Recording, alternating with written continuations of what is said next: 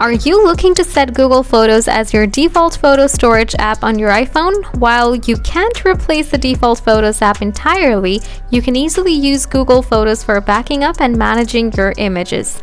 This guide will help you set up Google Photos effectively on your device, so let's get started. Solution 1. Download and set up Google Photos. Open the App Store, search for Google Photos, download and install the app, open Google Photos and sign in with your Google account. Solution 2. Enable backup and sync. Open Google Photos app. Make sure to log in with your Google account.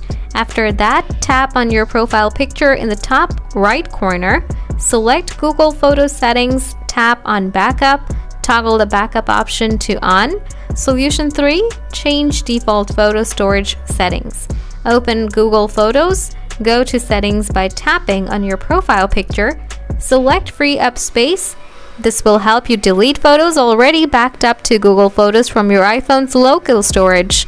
Note, while you can use Google Photos to store and manage your images, the iPhone will still use the default Photos app for viewing images unless you access Google Photos directly. By following these steps, you can effectively make Google Photos your go-to app for managing and backing up your images on your iPhone. If you have any questions or need further assistance, feel free to ask.